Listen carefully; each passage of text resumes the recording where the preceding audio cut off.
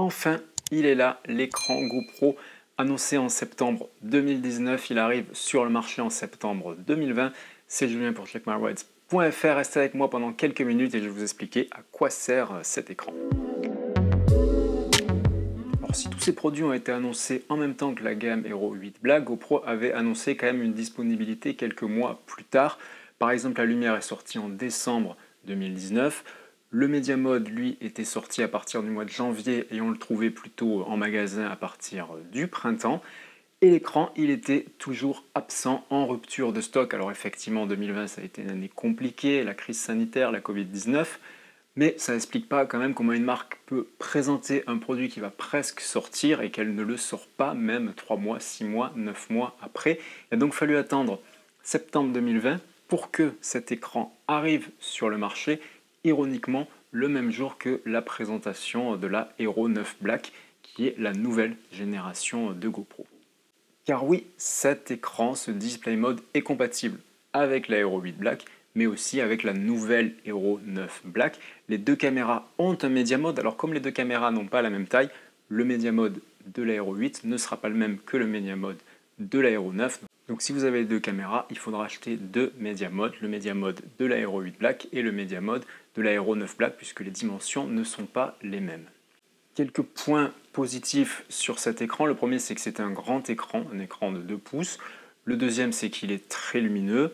Le troisième, c'est qu'on peut finalement le faire pivoter. Donc par exemple, si vous êtes au-dessus de la caméra, vous pouvez quand même le voir et vous pouvez aussi complètement le clipser à l'arrière, même si ça n'a pas d'intérêt puisque la GoPro a déjà à l'arrière un écran. Attention, cet écran non plus n'est pas tactile, donc ça ne remplace pas l'écran d'origine de la GoPro.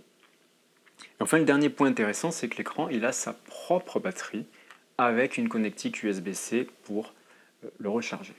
Et donc c'est finalement ça le point différenciant par rapport à la Hero 9 Black qui vient de sortir et qui possède en façade de la caméra un écran en couleur qui permet d'avoir le retour vidéo. L'écran intégré de la Hero 9 Black est plus petit, il a une certaine latence au niveau de l'image et également il utilise la batterie de la caméra, ce qui n'est pas le cas de cet écran qui a sa propre batterie, ce qui permet de rendre cet écran potentiellement intéressant même si vous avez une Hero 9 Black, mais je ne crois pas trop. Si vous avez une Hero 9 Black, qui a envie d'acheter un deuxième écran, surtout que ce n'est pas si pratique. Vous le voyez, vous ne pouvez pas le louper, il y a cet énorme câble format mini HDMI qui permet donc de connecter l'écran à la caméra. Le problème c'est que le câble il est trop grand, il y a facilement 1 cm de trop et c'est pas très esthétique et ça gêne aussi pour plier et déplier l'écran. Vous voyez quand vous êtes comme ça, vous avez ce bout de câble qui dépasse.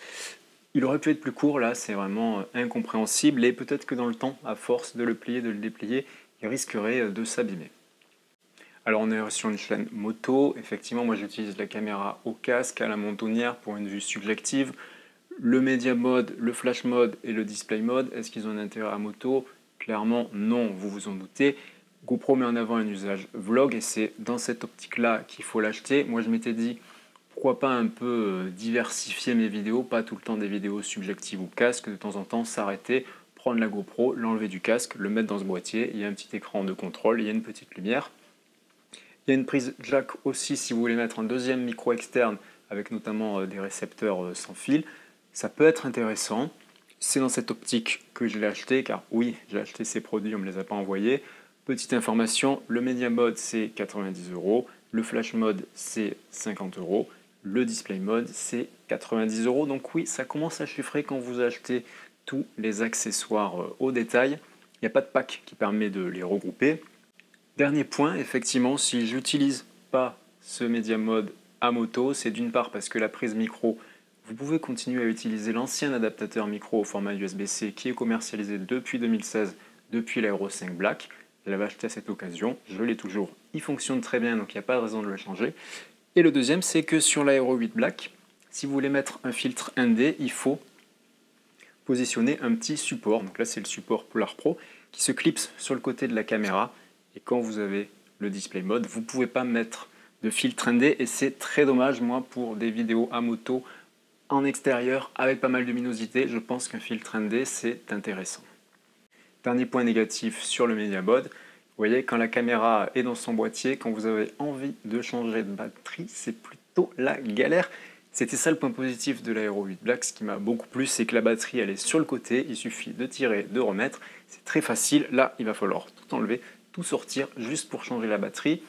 Quand on sait que c'est à peu près 60 minutes d'autonomie, c'est quelque chose qu'on fait très souvent dans la journée, donc avoir une caméra dans un boîtier comme celui-ci, à moto, je le déconseille.